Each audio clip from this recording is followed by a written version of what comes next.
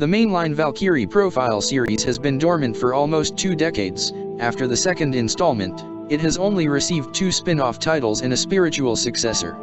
When we first heard a sliver of a hint in the form of a Valkyrie Elysium trademark, a lot of fans were getting excited and hoping for a comeback.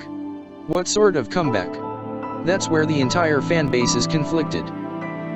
I would like to make one thing clear out of the gate: not every single old school fan agrees with these opinions. This may just be the opinion of a large chunk of the old fanbase, and some of them may have different opinions than the ones I've raised here. Oh god, the OGs are gonna fucking come for me. Here's a warning for any possible spoiler in the video. The following is from the traditionalists' point of view. There are several issues that they have raised, ranging from graphics, gameplay, presentation, and Square Enix's tone deafness.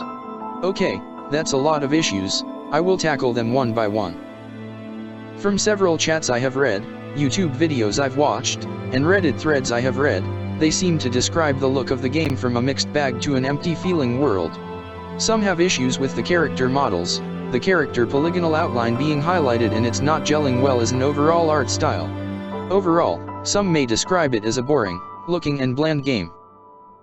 The gameplay has gotten a lot of backlashes since the first trailer dropped at PlayStation's State of Play event. The majority of the fanbase preferred the original turn-based combat of Valkyrie Profile or the evolution of that turn-based system in Valkyrie Profile 2. The spin-offs also followed the rule that the entry has to be turn-based in some way, shape or form.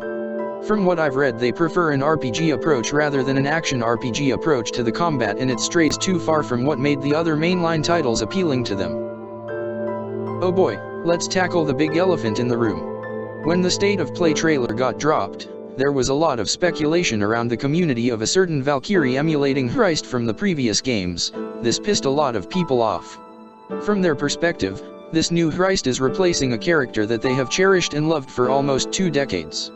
Some say this may be a woke strategy to bring more dark-skinned, toned characters to the series. There was a lot of strife going through the community, and Square Enix didn't quell the fire that was ensuing in the fanbase. This made things worse over time. Luckily, the fanbase learned that the person that looked like Christ was indeed a different character, so that appeased the entrenching tsunami of fan backlash a couple of months after the first trailer. It's no secret that Square Enix has announced many games, ranging from ports to new releases. This worry is not secluded to only some of the fanbase. A majority of the fanbase is worried that they won't market the game properly because of so many announcements and releases of various games and ports that Square Enix has to manage, including myself. There has been a bone of contention the fanbase has since the announcement of the first spin-off game, Valkyrie Profile Covenant of the Plume. They don't want spin-offs, at least not until Christ gets an entry of her own. This escalated when Valkyrie Anatomia, the origin, got announced for mobile devices. The fanbase made a collected sound of slapping themselves in the forehead. While the gameplay was pleasing and enjoyable, the graphics were mediocre at best, and the predatory microtransactions and gacha elements rubbed people the wrong way. I've saved the worst for last: the story. I have played the Japanese and English versions. The script feels lackluster, and I couldn't emotionally invest myself in a lot of the new characters. There are some good elements and story explorations, but a lot of the good story elements are tied to old characters and not the new ones. The script feels like it has been translated by a robot most of the time. You can fairly assess Covenant of the Plume has a few problems, but overall, it is a way better spin-off than Anatomia. We did get multiple collaborations in other games, such as the Star Ocean gacha game, and it did tease where the story could go if it was in Lenith's original timeline, or what a possible Christ sequel might entail. After Anatomia, guess what game we got this time? Another spin-off.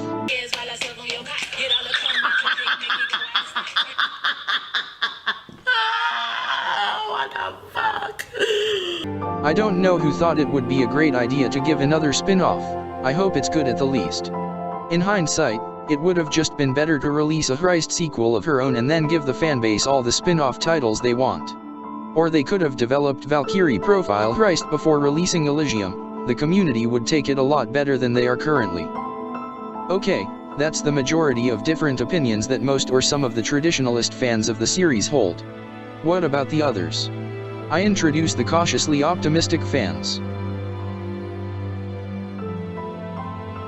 Like the previous warning, Not everyone has the opinions that I'll list below, as people aren't a one-sided coin. A lot of the fanbase can share various opinions from a traditionalist's point of view while also having the opinions that I'll list soon.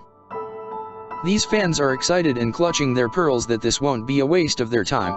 They also want the best for the game and, on a wider scope, want what's the best for the series. They have raised issues as well, but not to the point that traditionalists do.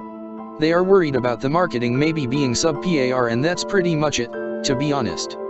They aren't going to be heavily attached to past traditions of the series.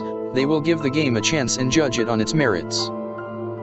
They also are optimistic that this might pave the way for future Valkyrie profile titles by trying to cater to old and new fans alike in a fresh way. Some also think that this combat system is a natural progression of the series to experiment with different gameplay systems. Valkyrie Profile 1 had a turn-based system, and Valkyrie Profile 2 has a fixed, 3D action-based system. Covenant of the Plume has an isometric, tactile role-playing game. Anatomia is a lot like Valkyrie Profile 1 but with a few gameplay changes, but a lot different in story presentation and exploration. That's pretty much it. My own opinion is as follows: I'll play it, I might like it, I may not like it, and I still want a Valkyrie Profile 3 priced game. I'm not excited for the game. I know people are going to hate me for saying this, but I was so bored by the first trailer. The music wasn't it for me. It wasn't bad, but after listening to Valkyrie Profile 2's soundtrack, the bar is set pretty high up, but I am excited to hear the other soundtracks in the game. The gameplay I cannot rate yet because they haven't shown everything in the combat. The second trailer got me hooked because the battle system looks a lot better. There was the iconic special attacks feature that got revealed, and that made me excited. The look and feel of the game remind me a bit of Elden Rings mixed with Valkyrie Profile 2 to an extent, and I love those two games.